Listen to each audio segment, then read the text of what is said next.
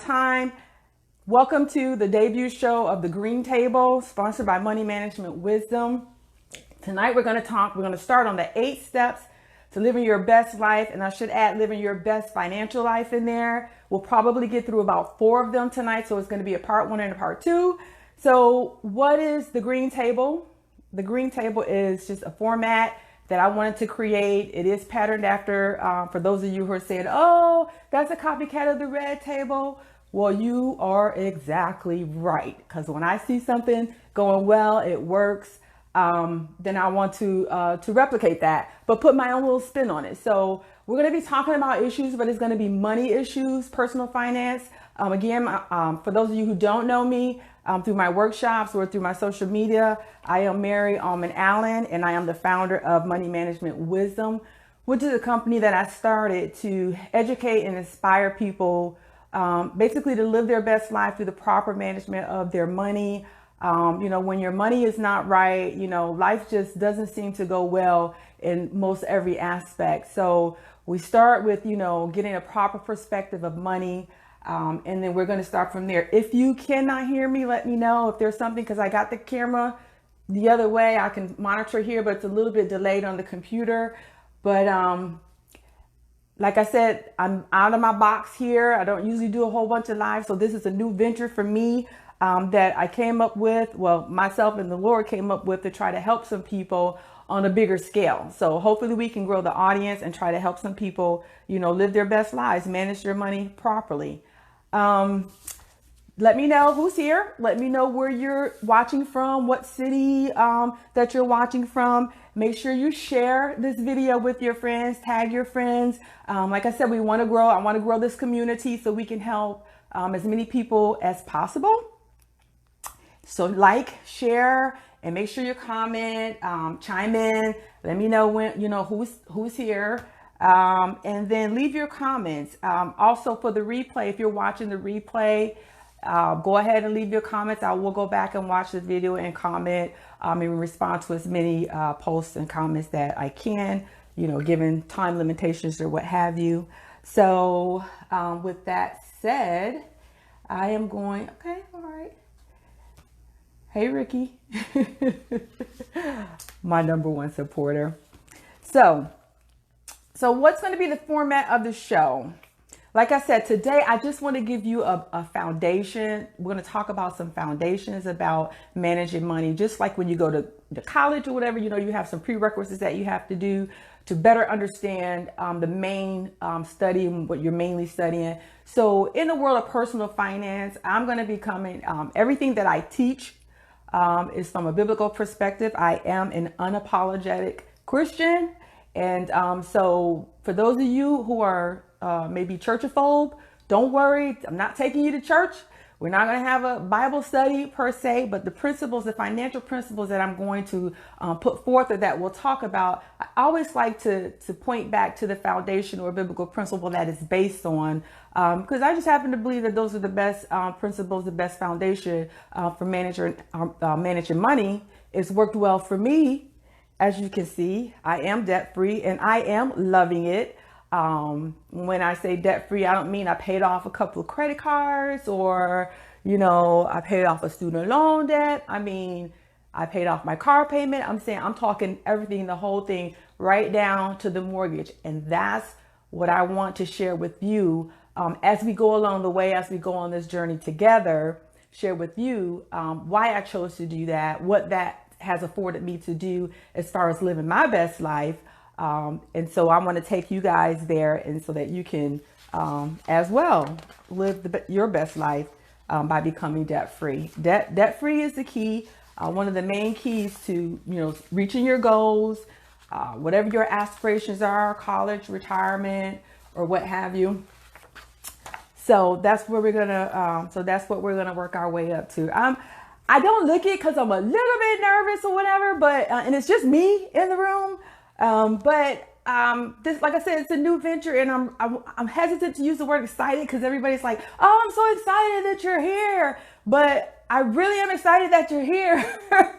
But I'm happy because it's a new journey for me, and I'm hoping this will be something that will catch on with you as well. So hopefully you all had a great day. I had a wonderful day of anticipation at work. It was a long day. You know how you're waiting for something. It's kind of like at Christmas time, it takes forever to come. That's how it was today, knowing I was going to come and be sharing with you guys, because this is another overly used word, but fitting. My passion in life, my calling in life, is to be a teacher. And so because I do personal finances so well, I teach personal finance. I am, like, again, I said, I'm certified through FinCert. If you want to know what that is, it's fincert.org. And they do various certifications for personal finance fields and studies and things of that nature. So that just gives me a little bit of cred. So, hey, Latasha, Gigi, I see you. Thank you for joining me. I appreciate you guys. Y'all always support me on social media, and y'all don't know how much that means to me. It kind of keeps me going, because sometimes, you're doing things and you don't really know, who's benefiting, or, what the effects are. We won't really ever know our true effects of what we have on people. But when people kind of recognize, what you're doing, and say, hey, I get the messages that say, yeah, I paid off 3 credit cards and I'm doing this, that, or the other with my money. I started to budget and it feels so good. That's like, yes, we can do this. We can do this. We can do this. And we will do this.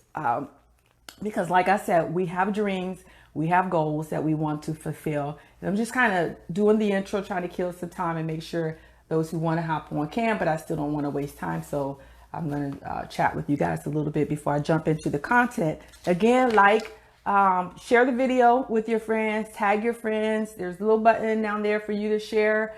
Go ahead and do that so that folks can jump on, or that they'll get it and they can watch it later or what have you. So make sure, if you can't hear me, if you can't see me, if the lighting's not right, let me know. This is a whole self-taught venture for me. Even though I have a lot of friends that go live and do different things. But I kind of self-taught myself to kind of do these things with some tips from a whole lot of people. So Amanda Reese Craig, thank you for your tips. Appreciate you.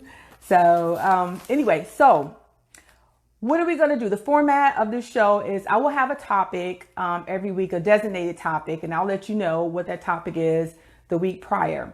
But at the same time, the show is going to be driven by your questions, for your comments, from your input.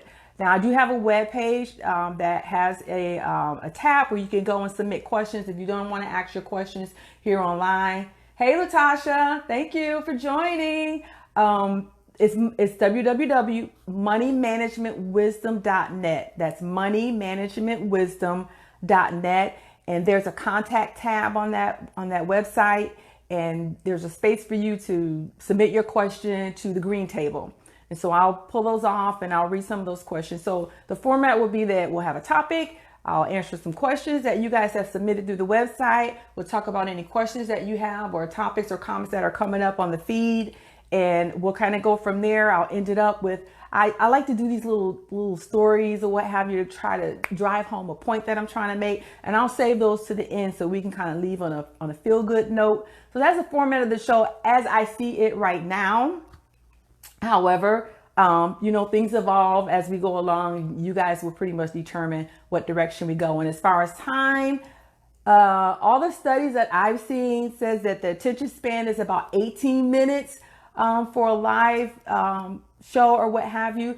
We're going to try and wrap up in about 20 minutes. But if you have questions that are coming, comments that need to be addressed, we'll kind of hang on a little longer. But I know everybody's busy, so we will not go past 7:30. The intention is not to go past 7:30 unless you know how you're in church and things get popping and you just going and you can't.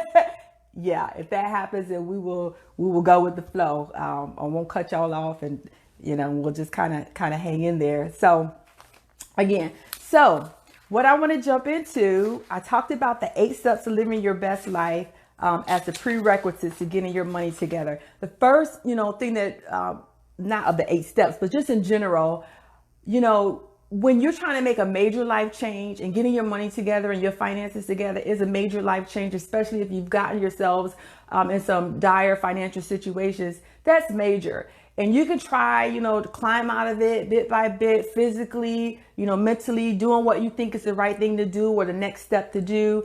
But until you change your mindset, how you think about money, and get a new perspective on money, its purpose, its power, because yes, it does have power. Until you change that mindset, then it's going to be a long, hard road for you, to get to where you need to be in your finances. So that's one of the things that I do when I do my workshops, is we talk about changing that mindset, how we think about money, because money is not, just something that, we get and we spend and we get and we spend and we spend. What we don't get, we spend, which is called credit. And we're going to talk about that. Now, I am an educator and an inspirator for personal finance. Now, the educational part, we'll talk about some stuff like budgeting, credit, debt, and we'll do some practical things, especially if you guys are asking questions about practical things or real life scenarios. We'll get into that. But this is really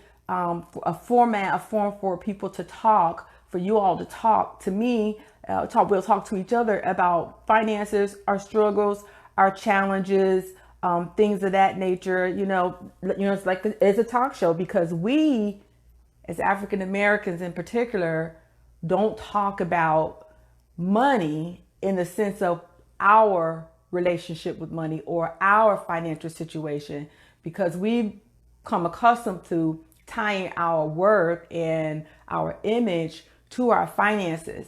And what I mean by that is sometimes we tie our self-worth to our net worth.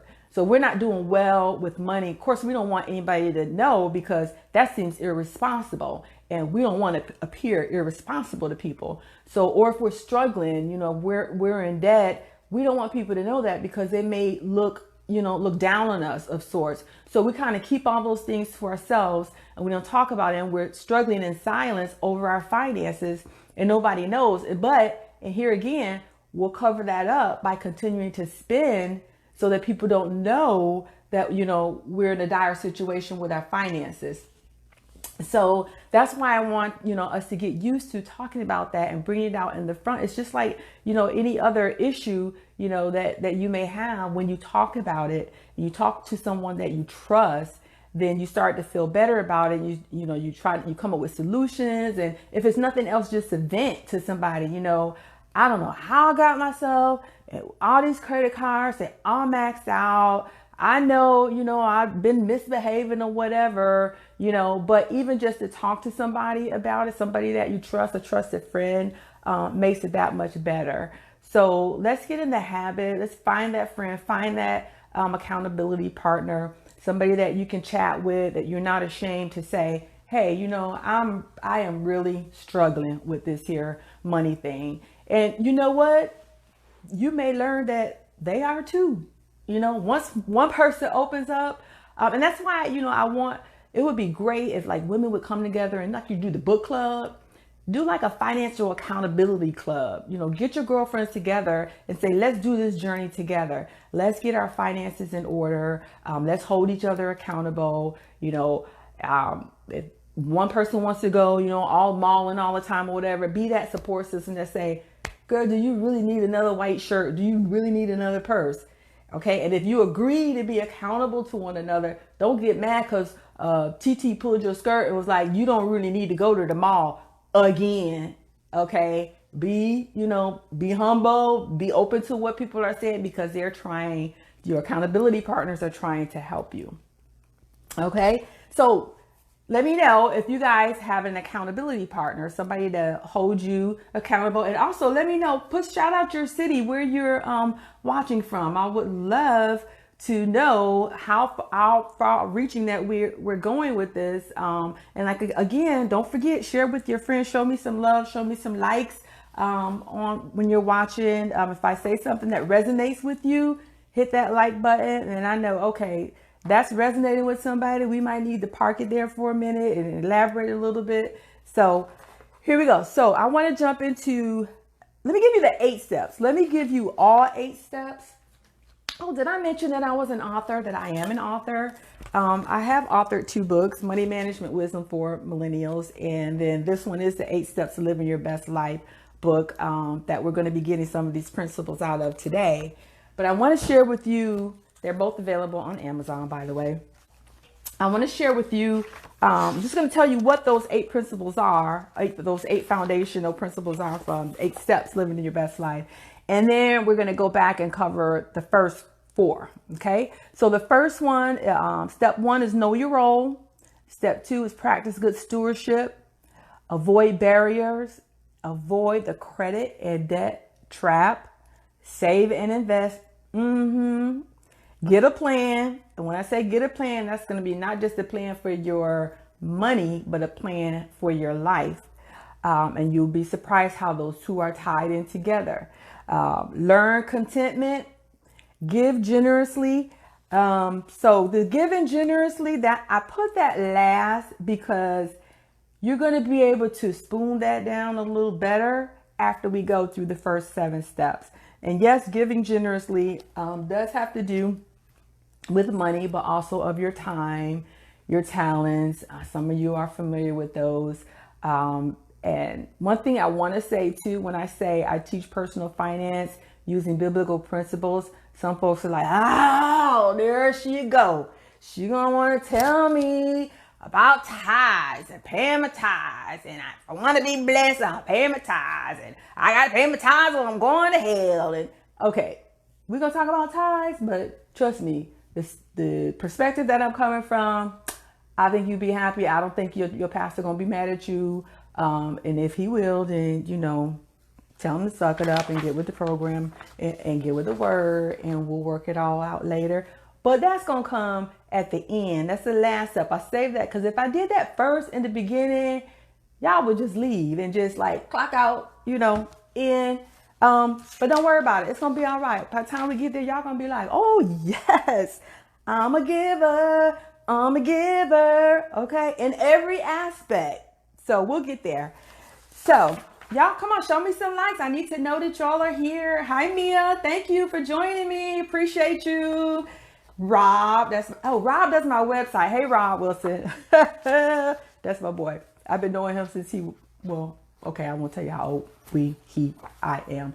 But anyway, so what is step 1 to living your best life? The first thing you need to do is know your role. Not slow your role. Well, slow your role too, but also know your role. Like, what is your calling? I want to say your purpose first. First, I want to talk about your calling. What is it that you are supposed to be doing in life? What is it that you feel is your contribution to, your community, which is those people who are in closest proximity to you? Okay, at any given time, what service are you giving back? And so, why is that important? And what does that have to do with money? Well, I will tell you what that has to do with money.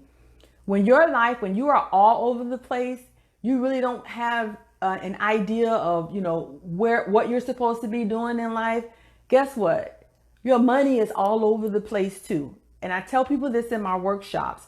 If you don't have a focus on what you're supposed to be doing in life, what your calling is, then you're willy-nilly in everything. And that's including your money, because you don't have a passion, anything to direct your resources to. That's including your money. Your time is going to be wasted. Your skills, your talents are not going to be utilized. So the number 1 step to living your best life and your best financial life is to know what you were called to do. Now, we all have what I call as a greater purpose.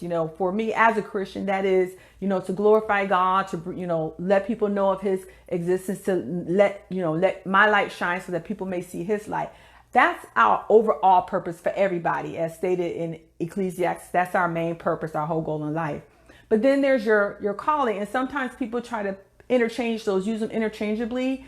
And that's okay, but as long as you know what they're talking about. But we all have one greater purpose. So when people say, I don't know what my purpose is, I'm telling you right now, our purpose is to glorify God overall in the bigger picture, in the bigger scheme of things. But then how you do that, how you point people to God is your calling. What is he calling you to do specifically, uniquely in this life that will ultimately bring you to your purpose? Okay, so it could be a teacher, it could be part of your vocation, it could be a business that you're in, helping people. It could be you're volunteering in some aspect, some activity. What has he called you to do to fulfill your greater purpose? Okay, you don't have to look forever. You don't have to look all over the place. It's 7:20 already. Okay, because if you just start serving people, your calling will come to you. You don't have to go on a scavenger hunt to look for it. You just be available, look for those opportunities to serve people, and you will know whether or not you're walking or when you're walking in your calling. So knowing your roles, the first step to living your best life, that'll rein in all your resources and direct them to what better, direct them better, pinpoint where they're supposed to be going, including your money. The second step is practice good stewardship. So stewardship is the active and responsible management of your resources. So once we accept that everything we have, everything we own, like Psalms 21, the earth is the Lord's and everything that's in the earth belongs to the Lord, and they that dwell therein, which is us, belongs to God. When you get a perspective of what you have is just simply on loan to you, and your responsibility is to manage those resources, whether it's your money, your home, your children, your spouse, whatever has been given to you. God owns it all. It's given to us to manage. When you realize that, you're going to take care of somebody else's stuff. So you're not going to blow your money all over the place or put your money where it's not really going to serve anyone but yourself. We were not put on here. We were not meant to serve ourselves. So when we get a rein on how we're supposed to manage, the Lord's money or the Lord's house or all these things that he has loaned to us, then you have a different perspective, and then you're going to rein in your spending. You're going to spend on purpose. You're going to give on purpose, and you're going to save on purpose because you realize what you have belongs to someone else. Is this making sense? If this is making sense to you, y'all go ahead and click some likes, some hearts and some, likes and whatever. So I know that, you guys you're getting this. It sounds okay to you. Or shoot me a question if I need to. Hey, Miss Penn, happy belated birthday. If I need to go over something or elaborate more on something, let me know. Cause this, like I said, this is our show. I need to hear from you, make some comments and, do some likes or whatever. So I know that I'm getting the point across. Right. And don't forget to share. So we talked about knowing your role, how that fits in with your financial plan, practicing good stewardship, and on that good stewardship. Y'all remember the story? Well, some of you may know the story in the Bible where the master was going away and he gave the 5 and the 2 and the 1 talents or money, so to speak, to his servants, and was like, hey, watch this. But I'll go, when I come back, we'll settle up or whatever. So then when he came, the one that had the 5 talents, he went and he vested it. He kind of doubled it, made more money. And the one that had 2, he went, he made a little money. The one that had the 1, he buried his money in the ground because I don't know why he did, but he said he was afraid of the master was a hard guy. So he buried it in the ground. In other words, it didn't make any money. He didn't do anything with it. Didn't get a return on his investment. So then when the master came back, he, asked everybody, hey, what you do? And the first one was like, oh, look here, I double your money. The second one, oh yeah, I got a return too. And the third one, he called him lazy. He was like, what did you do? He didn't get any money. So he took what the master did was took the little bit of money from the one servant who didn't really do anything with it and gave it to the one who had the most. So what I say that story, that parable to say this, with the resources that we are given, if you don't do anything with them, if you don't get a return on your investment, if you're not making it grow and being productive and using it in the right way, what you have will be taken away from you. You're saying, well, what do you mean it's going to be taken away from me? Well, the car breaks down. That's $500. The refrigerator goes out. The hot water heater start working. You're not managing your money. And guess what? Because you don't have an emergency fund, you got to charge all that. So now you're going into debt. So the principles that I'm sharing with you, they work in practical day as well. So when you don't manage your money properly, you're going to slowly see it fall away from you. This is not no super spiritual, mystical thing. This is just cause and effect, basic cause and effect. So got that? All right. So know your role, practice good stewardship. Third step to living your best life is avoiding barriers to financial wellness. What are those barriers? This is a whole section of itself. So I'm going to skim it, but I can pick up on it later. The barriers are self-control, lack of self-control, lack of discipline. Big one, procrastination, and then comparative influences. What is comparative influence? It's just a modern day show and tell, mainly used by social media, Facebook, Instagram, or whatever, keeping up with the Joneses. So there are those four barriers. When you don't practice self-control, when you don't practice discipline, and those are, some people use those interchangeably as well. But let me give you the distinction here. So practicing self-control, meaning you do little tasks or little things as you go. So for example, the cookie jar, you walk past the cookie jar, you have to restrain yourself to not get the cookie. Okay. You walk past the second day, you restrained yourself. It's a struggle, but you're really trying. This in the mall, in the store, whatever. You want to buy that Coach bag and you practice self-control. You didn't do it. So the more times that you restrain yourself, then you have become disciplined. Okay. You've trained yourself. So now you can walk past the Coach store. Why did I use that analogy? Because you know what? That really used to be my hang up, but you're going to think I've been delivered from that, kind of, sort of. Kind of, sort of. But yeah, so the more you practice those little acts of self-control, then you become disciplined. You just walk past and, people ask you, how do you deal with that? Whatever. You are so disciplined. Well, yeah, that's right. Because I've practiced little bouts, little acts of self-control. So now I am disciplined. It's like working out. The first day you struggle, the second day you struggle, getting that third and that fourth week, now it becomes a habit. You are disciplined to do that. And that's just like your money, when, don't waste your money on little things, little acts, withhold things you don't need. You got to practice restraint, and soon enough, you'll become disciplined on how to manage your money. So that's self-control and discipline. Procrastination will almost always 100% cost you some kind of money. It's just no way around it. And we really need to try to get a handle on procrastination, especially, when we're trying to rein in our finances. For one, give an example, if you don't pay your parking ticket, what's going to happen? More money. If you fail to pay your credit card bill on time, late fees, interest, if you intend to, you say you need more money, an opportunity opens up at work or some other place of employment, and you intend to put a bid in for it, you intend to apply for it, you hem and haw, you wait around, the deadline passed. You just missed out on the opportunity for promotion to get more money.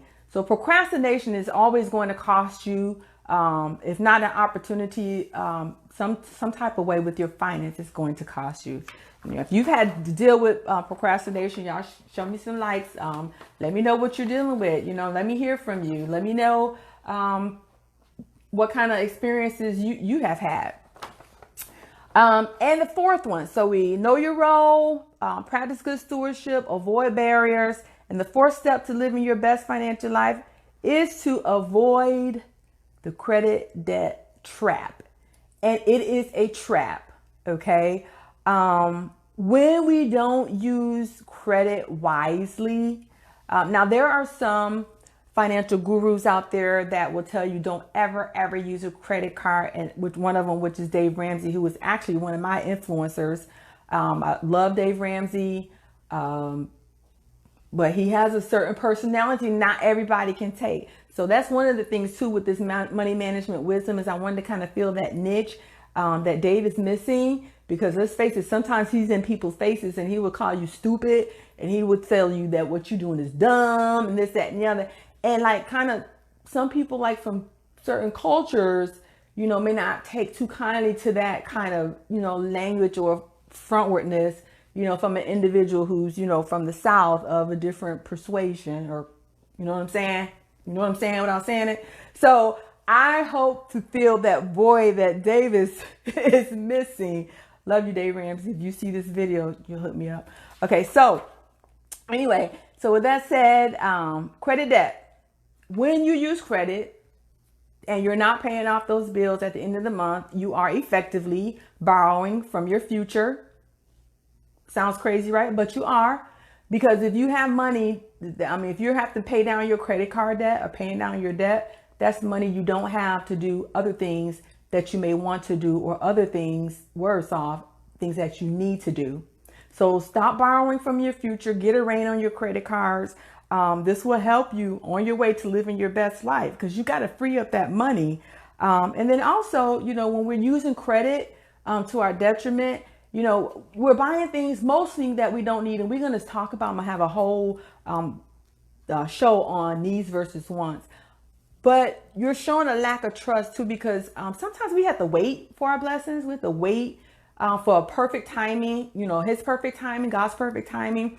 And when we don't want to wait, what do? We go get what we need on credit, and that's like saying, well, I prayed for it, so I'm gonna go get this blessing on my credit card. But God's blessings don't bring us, don't bring us sadness, don't bring us sorrow, so it's a true blessing when you can get it. You don't have to worry about how you're going to pay for it, if it's going to get paid or what have you. That's when you can really consider it a blessing. So we have to watch our credit. Our credit is eating up our future. When we're paying these debt bills off, that is why we want to become debt free, and we want to love it, because that's going to give you so many more opportunities to get what you want out of life. Okay. To get those things and spend your money to things that matter, things that are important, things that are going to make a difference in somebody else's life. So those are the 4 steps that we're going to do. It is already past time. Wow, that went by really fast. Gosh, I had so much more, but anyway, I'll discuss that next time. So when you're on your financial journey, and we'll talk about various things about that along the way, you want to be successful. Okay. So you want to do things and make decisions that are going to point you in the right direction. Once you set your goal, if your goal is to save for your kids' college or what have you, when you set that goal, then something that you do every day should, or your savings or what have you, should be pointing toward that goal that you set for yourself. Okay. What I would like you guys to do, don't forget to go to the website. It's moneymanagementwisdom.net. Leave a comment, leave a question. Also, if your church or your community event is having a function and they could use a seminar or a workshop where I can come in and actually do some hands-on, we'll do some budgeting, some hands-on stuff, practical applications. Go to my website. There's a space where you can put in your request for a workshop or a speaking engagement. If you want me to come out and just, do a talk or a speech on money, getting our money together, the importance of having a plan and all those things, anything on personal finance, let me know. I can also do that as well. You can search me out or go to the tab on my website and also ask for a speaking engagement. And then once again, share this video with your folks, with your friends. And also these books are available at Amazon.com. If you want to go ahead and get this book before next week's show, then I'll be referencing some things out of the book, and you'll have your book and we can kind of go through, I can point you to the page where that is. You can highlight it so you can reference those things later. Okay. So with that said, I wanted to tell you this little story that I heard. There was this young student, and he was being mentored by a guru. So he goes to the guru and he says, "Hey, I want to know, how to be successful. I've been trying some things. What is it that I need to do to be successful?" So the guru says, "I tell you what, meet me at the river tomorrow morning, 5 a.m. and I'll show you." So the next day, when the student went to the river, the guru had already gotten in the water. So the student was like, okay. So he says, "I thought you were going to tell me, what I need to do or how I could be successful or why I'm not successful." So the guru calls him into the water. So he didn't really think anything. He trusts the guy. He goes in the water. So the guru takes him by the head and he holds him down under the water. And the little guy's struggling. And he's like, "What's going on? What's going on?" So he's holding him. The guru is holding him under the water and he's trying to breathe and get loose. And so he knew, being a guru, exactly how long to hold him down before to pull him up. So he finally pulled the student up and he's gasping and all that. So, "What's going on? Why'd you do that?" And he goes, "Tell me, what were you thinking when you were under the water? Were you thinking about success? Were you thinking about making it big? What were you thinking? Tell me what you were thinking. He says, well, I was thinking about how to get air. I just wanted to breathe. How could I get some air? That was my thought. I was desperate for air. And so the guru looks at him and he says, well, you asked me, when will I become successful? How will I be successful? And when will it come? And the guru says, when you want it as badly as you wanted air, as badly as you wanted to breathe, then it will come to you. And so I say that to say this. If you're in a debt situation, or if you're in a dire financial situation and you desperately want to get out of it, you have to want it so badly enough. You have to see your future. You have to see those things, those goals that you set for yourself, and want it badly enough that you would do anything to get to that point. So every day, every week, every month,